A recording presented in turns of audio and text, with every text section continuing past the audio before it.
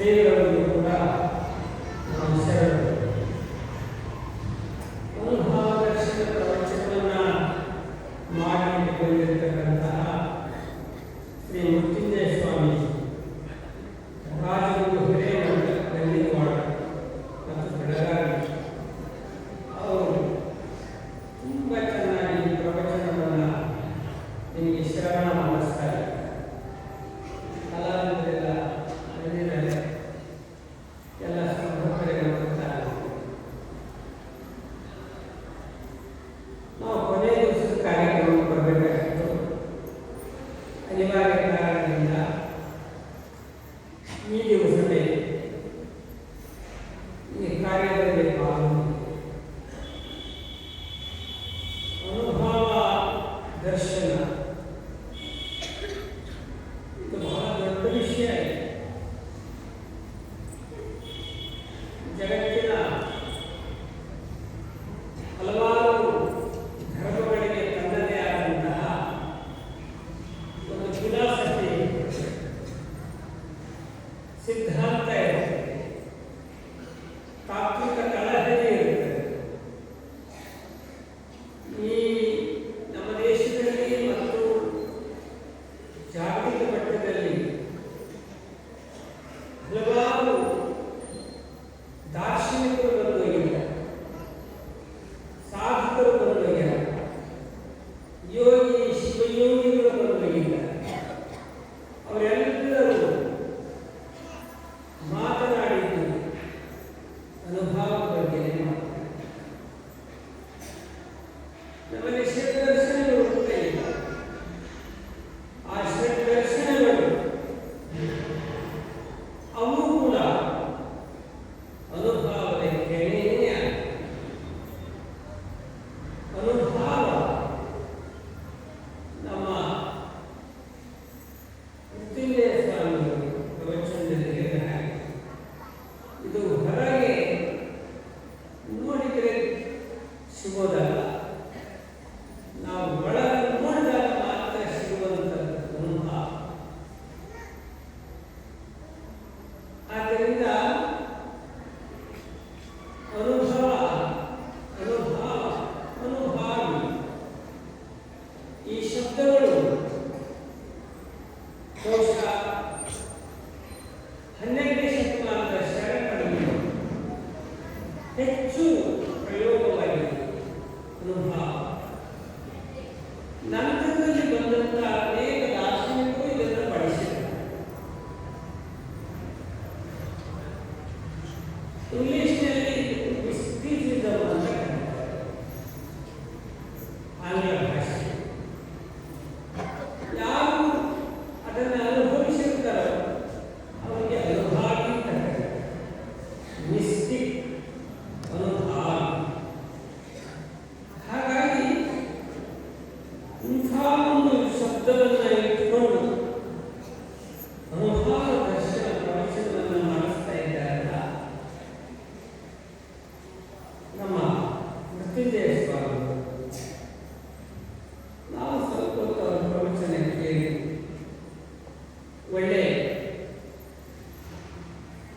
ಜ್ಞಾನದ ಆಳ ಇದೆ, ಡೆಪ್ತ್ ಆಫ್ ನಾಲೆಡ್ಜ್ ಅದು ಅವರಿಗಿದೆ ಅಂತ ನನಗೆ ಅನಿಸುತ್ತೆ. ಕೇವಲ ಕಥೆ ಪುಸ್ತಕಗಳನ್ನು ಹೇಳುವುದರ ಮುಖಾಂತರ ಯಾವುದೇ ಒಂದು ಪ್ರಪಂಚದ ಪೂರ್ಣತೆ ಆಗಲ್ಲ. ಅಲ್ಲಿ ಅನುಭವದ ಲೇಖವಿದ್ದರೆ ಮಾತ್ರ ಪ್ರಪಂಚದ ಸಂಪೂರ್ಣವಾಗುತ್ತದೆ. ಆದ್ದರಿಂದ ಯಾವಾಗಲೂ ಅಂತರಂಗಕ್ಕೆ ಕರ್ಕೊಂಡು ಹೋಗೋದೇ ಅನುಭವ. ನಮ್ಮ ಶರಣರು ಹೇಳ್ತಾರೆ, ಅನುಭವವಿಲ್ಲದೆ ಈಗಲೂ ಎಳೆತಕ್ಕವಾಗುವುದಿಲ್ಲ. ಅನುಭವವೇ ಆಹಾರ ತರುಣಿ. ಅನುಭವಿಗಳ ಅನುಭವ ಮನವಾರ ವೇದಿಸಿದರೆ ಜನನವಿಲ್ಲ ಕಾಣ ರಾಮನಾಥ ಅಂತಾರೆ. ಜನನ ಮರಣ ಭವಬಂಧನ ಇದನ್ನು ಯಾವಾಗಲೂ ದಾಟಿಸೋದಿದ್ರೆ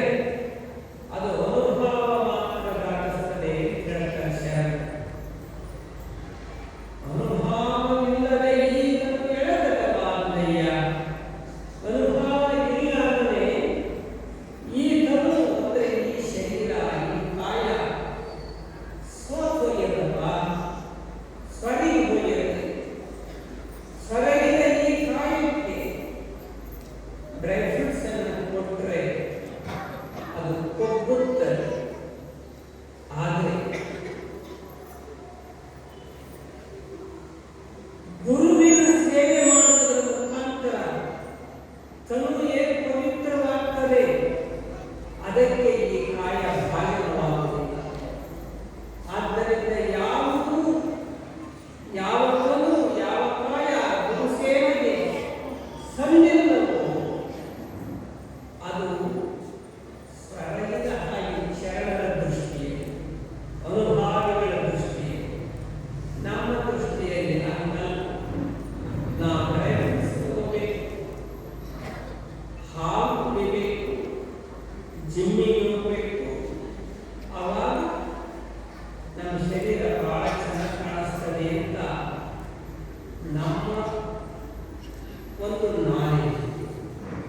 ಆದರೆ ನಮ್ಮ ಈ ತಾರ್ಕಿಕ ಒಂದು ನಾಲೆಜ್ ಶರಣರ ಅನುಭವದ ನಾಲೆಜ್ ಬಹಳ ವ್ಯತ್ಯಾಸ. ಶರಣರು ಯೋಗಿಗಳು ಹಿಮಾಲಯದ ಕಡೆ ಯಾರಾದರೂ ಅದರ ಬಗ್ಗೆ ಕೂಡದವರು ಇದ್ದರೆ ಅಲ್ಲಿ ಯಾವುದೇ ಯೋಗಿ ದಷ್ಟಪುಷ್ಟವಾಗಿರಲ್ಲ, ಅವರ ತೆಳ್ಳಗನೇ ಇರ್ತಾರೆ. ಆದರೆ ದಷ್ಟಪುಷ್ಟವಾಗಿದ್ದ ವ್ಯಕ್ತಿಗಿಂತಲೂ ಶಕ್ತಿಶಾಲಿಯಾಗಿ ಅವರು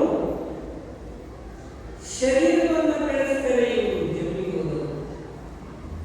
ಆದರೂ ಎಷ್ಟೋ ಜನ ಜಿಮ್ಮಿಗೆ ಹೋಗುವ ಯೌವನದಲ್ಲಿರುವಂಥ ಯುವಕರೇ ಮಾಡ್ತಾರೆ. ಆದರೆ ಯೋಗ ಮಾಡುವ ಯೋಗಿ 100 ವರ್ಷ ಬದುಕ್ತಾನೆ, 200 ವರ್ಷ ಬದುಕ್ತಾರೆ, 300 ವರ್ಷದ ಬದುಕಿದಂತಹ ಉದಾಹರಣೆಗಳಿವೆ. ಯಾಕಂದ್ರೆ ಈ ಕಾಯಕ್ಕೆ ಯೌಗಿಕ ಸ್ಪರ್ಶವನ್ನು ಕೊಟ್ಟು ಇದನ್ನ ಅನುಭವದ ನೆಲೆಯಲ್ಲಿ ಇಟ್ಟು ಈ ತನುವನ್ನು ಪವಿತ್ರ ಮಾಡ್ತಾರೆ. ಅದಕ್ಕೆ ದೇವರ ದಾಸಿಮಾರಿಯವರು ಹೇಳಿದ್ದು, ಅನುಭವವಿಲ್ಲದೆ ಈ ತನು ಎಡತಕ್ಕನಾಗುತ್ತದೆ. ಅನುಭವವೇ ಆಧಾರ. ಎದಕ್ಕೆ? ತನುವಿಗೆ ಈ ಶರೀರಕ್ಕೆ ಅನುಭವವೇ ಫೌಂಡೇಶನ್, ಆಧಾರ. ಅದಕ್ಕೆ ಯಾರು ಅನುಭವವನ್ನು ಅಳವಡಿಸಿಕೊಳ್ತಾರೋ ಅವರಿಗೆ ಜನರವಿಲ್ಲ, ಮರಣವಿಲ್ಲ, ಅದನ್ನು ದಾಟಿ ಹೋಗುತ್ತಾರೆ. ಅದಕ್ಕೆ ನಾವು ಅನುಭವ ಅಂತ ಅನುಭವ ದರ್ಶನ. ದರ್ಶನ ಅನ್ನೋ ಶಬ್ದದ ಹಾಗೆ ನಾವು ನೋಡ್ತೀವಿ, ನೀವು ನಮ್ಮನ್ನು ನೋಡ್ತೀವಿ. ಇದು ನೋಡೋದಷ್ಟೇ. ನೋಡ ನಾವು ನಿಮ್ಮನ್ನು ನೋಡೋದು, ನಾವು ನಿಮ್ಮನ್ನು ನೋಡೋದು. ಆದರೆ ದರ್ಶನ ಈ ಶಬ್ದವು ಕೂಡ ನೋಟ ಅಂತ ಅರ್ಥವಾಗುತ್ತೆ. ಆದರೆ ದೇವರನ್ನು ನೋಡಿದಂಗೆ ಇದ್ದರೆ ಏನಂತೀವಿ? ದೇವರ ದರ್ಶನ. ಗುರುಗಳು ನೋಡಿದಂಗೆ ಅಂತೀರ? ಇಲ್ಲ. ಮಠಕ್ಕೆ ಹೋಗಿದ್ದೆ, ಗುರುಗಳ ದರ್ಶನ ಮಾಡಿ ಬಂದೆ. ಗುರುಗಳ ದರ್ಶನ ಮಾಡುವಾಗ ನಿಮ್ಮ ನೋಟ ದೈವತ್ವದಿಂದ ಕೂಡಿರುತ್ತದೆ. ಗುರುಗಳು ನಿಮ್ಮನ್ನ ನೋಡುವಾಗ ಅವರ ನೋಟ ಅನುಗ್ರಹದ ನೋಟವಾಗಿರುತ್ತದೆ. ಅವರದ್ದು ಅನುಗ್ರಹದ ನೋಟ, ನಿಮ್ಮದು ಭಕ್ತಿಯ ನೋಟ. ಇದಕ್ಕೆ ಅಂತಾರೆ ಅಂದ್ರೆ ದರ್ಶನ ಅಂತ ಕರೀತಾರೆ.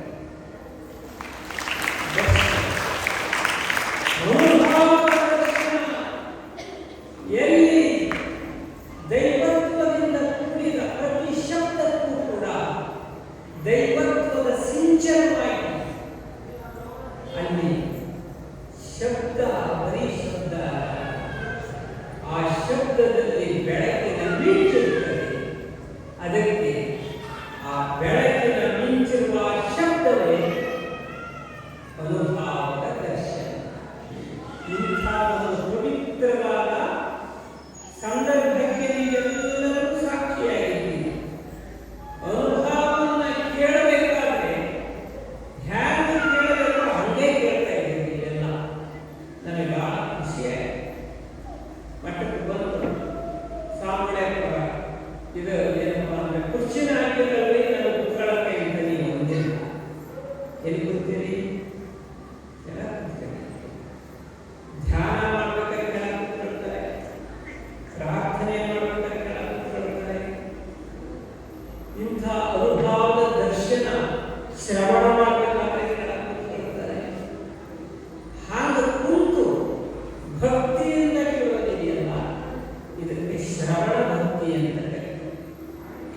ಶ್ರವಣ ಭಕ್ತಿ.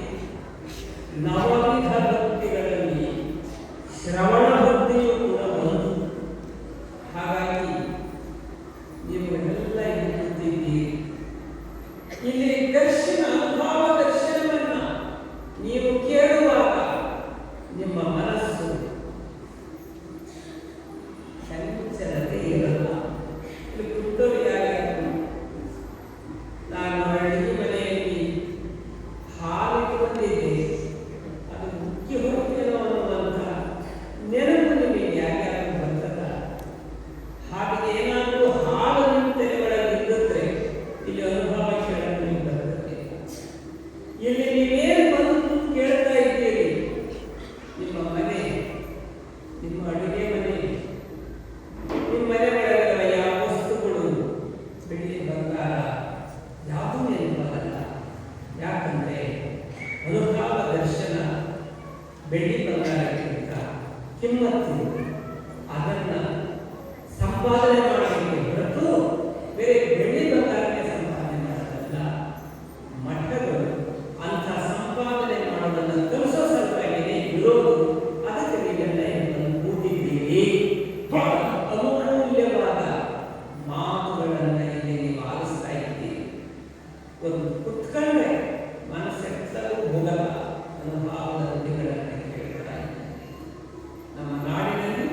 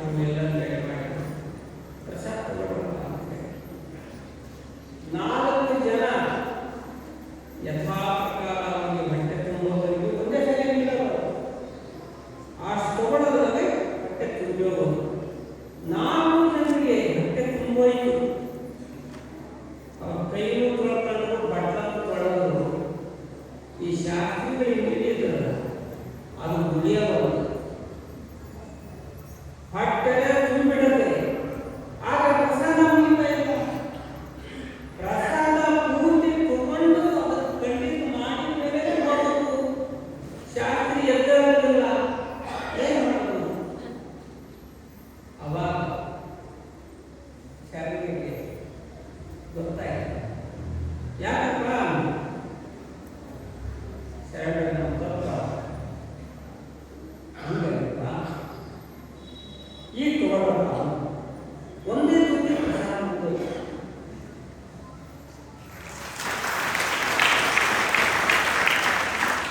ಕೊನೆಯೊಂದು ಮಾತು ಹೇಳಿದ್ರು ಶರಣರು, ಕರೆಯಲಾಗದೆ ಬರಬಾರದಪ್ಪ.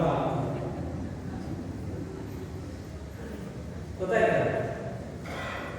ಅನುಭಾವ ಏನು ಹೇಳಬೇಕು ನಿಮಗೆ? ಅನುಭಾವ ಯಾರಿಗೆ ಅಧ್ಯಾತ್ಮದ ಸಿದ್ಧಿ ಆಗಿರ್ತದಲ್ಲ ಅವರಿಗೇನೆ ಅನುಭಾವಿ ಅನ್ನೋದು. ಅವ್ರು ಹೇಳುವ ಪ್ರತಿ ಮಾತು ಕೂಡ ಅನುಭಾವ, ಅನುಭಾವ ದರ್ಶನ. ಶರಣರು ತಮ್ಮ ಜೀವನದಲ್ಲಿ ಅಳವಡಿಸಿಕೊಂಡಿದ್ದು ಅವರಿಗೆ ನಿಜವಾದ ಅನುಭಾವಿ ಅಂತ ಕರೀತಾರೆ. ಮಹಾಂತ ಶ್ರೀಗಳು ಲಿಂಗೈಕ್ಯನಾದ ಇವತ್ತಿಗೂ ಕೂಡ ಅವರ ಸ್ಮರಣೆ, ಅವರ ಪೂಜೆ, ಅವರಿಗೆ ನೈವೇದ್ಯ, ಅವರಿಗೆ ಧೂಪಾರತಿ, ದೀಪಾರತಿ, ಭಕ್ತಿ ಪ್ರಣಾಮಗಳು ಎಲ್ಲದೂ ನಡೀತಾ ಇದೆ. ಯಾಕೆಂದರೆ ಅವರು ಆಧ್ಯಾತ್ಮ ಸಿದ್ಧಿ ಅನುಭಾವಿ. ಅದಕ್ಕಾಗಿ ಅವರು ಅನುಭಾವಕ್ಕೆ ಸಾವಿಲ್ಲ, ಅನುಭಾವಿಯೂ ಸಾವಿಲ್ಲ. ಅವರು ನಿರಂತರವಾಗಿರ್ತಾರೆ. ಅನುಭಾವಿಗಳು ಇನ್ನು ಮುಂದೆಯೂ ಇರ್ತಾರೆ. ತ್ರಿಕಾಲ ಸತ್ಯದ ಸಾಕ್ಷಾತ್ಕಾರವನ್ನ ಮಾಡಿಕೊಂಡಂತ ಮಹಾನುಭಾವ. ಬಹಳ ಚೆನ್ನಾಗಿ ಹೇಳಿದ್ದಾರೆ. 3 ಜನ ಮಹಾನುಭಾವ: ಇಳಕಲ್ಲಿನ ಮಹಾಂತೇಶ್ವರರು, ದುರ್ಗಂಡೇಶ್ವರರು, ಮುರುಗೋಡದ ಮಹಾಂತೇಶ್ವರರು, ಬೆಲ್ಲದ ಬಾಗಿಲು ಮಹಾಂತೇಶ್ವರ. ಇವರೆಲ್ಲರೂ ಅಗಣಿತ ಚರಿತ ಪರಮ ಪಾವನ. ಆದ್ದರಿಂದ ಅಂತಹ ಪರಂಪರೆಯಲ್ಲಿ ಬಂದಂತಹ ಈಗಿನ ನಮ್ಮ ಶಿವಾನಂದ ಸ್ವಾಮಿಗಳು ಈ ಮಠದ ಘನ ಪರಂಪರೆಯನ್ನ ಮುಂದುವರಿಸಿಕೊಂಡಿದ್ದಾರೆ. ಶ್ರೀಗಳು ಈ ಮಠಕ್ಕೆ ಬಂದು ಈಗಾಗಲೇ ಅರ್ಧ ಶತಮಾನಗಳಾಗ್ತಾ. ಈ ಅರ್ಧ ಶತಮಾನಗಳಲ್ಲಿ ಒಂದು ವರ್ಷವೂ ಕೂಡ ಈ ಮಠದ ಈ ಪರಂಪರೆಯನ್ನು ತಪ್ಪಿಸದೆ ಇದನ್ನು ಮುನ್ನಡೆಸಿಕೊಂಡಿದ್ದಾರೆ ಅಂತಂದ್ರೆ ಅವರ ಕೃಪಾ ಪಾತ್ರರಾದ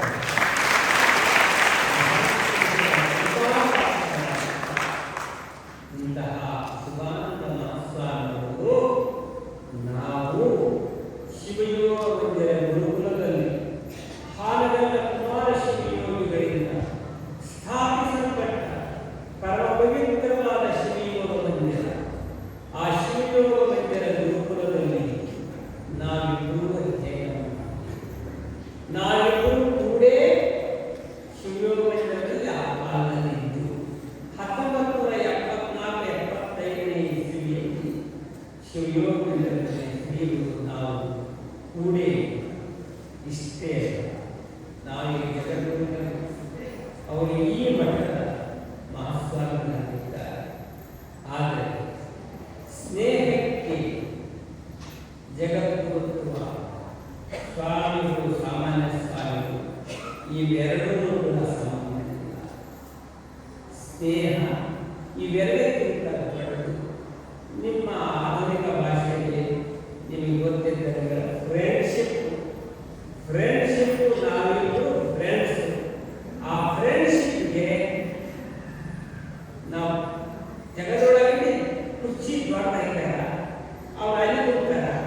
ಆದರೆ ಫ್ರೆಂಡ್ಶಿಪ್ ಏನೈತಲ್ಲ ಅಲ್ಲಿ ಈ ಕುರ್ಚಿ ಇರಂಗಿಲ್ಲ. ನಾವಿಬ್ಬರು ಸಮಾನರಾಗಿ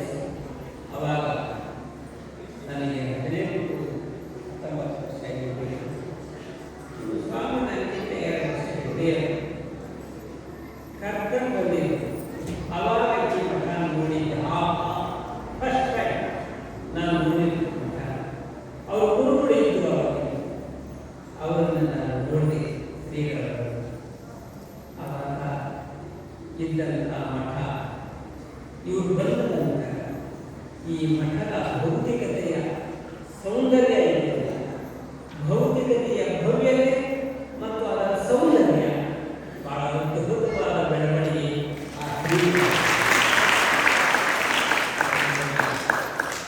ಸ್ವಾಮಿಗಳು ಅತ್ಯಂತ ಸ್ನೇಹಶೀಲ.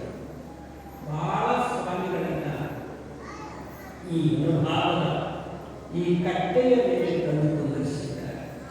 ಎಷ್ಟು ಜನ ಶಾಸ್ತ್ರಿಗಳು ಬಂದಿದ್ದಾರೆ, ಎಷ್ಟು ಜನ ಸ್ವಾಮಿಯ ಪ್ರವಚನ ಮಾಡಿದ್ದಾರೆ, ಎಷ್ಟು ಜನ ಜಗದ್ಗುರುಗಳು ಈ ವೇದಿಕೆಯ ಮೇಲೆ ಆಶೀರ್ವಚನ ಪಡೆದಿದ್ದಾರೆ. ಇದೆಲ್ಲರ ಭಾಗ್ಯವನ್ನು ನಿಮ್ಮ ಶ್ರೀಗಳು ನಿಮ್ಮ ಬೆಲ್ಲದ ಬಾಗೇವಾಡಿಯ ಮಹಾಭಕ್ತ ಸಮೂಹಕ್ಕೆ ಒದಗಿಸಿಕೊಟ್ಟಿದ್ದಾರೆ ಅಂತಂದರೆ ಇದಕ್ಕಿಂತ ಪುಣ್ಯದ ಕೆಲಸ ನಿಮ್ಮ ಶ್ರೀಗಳು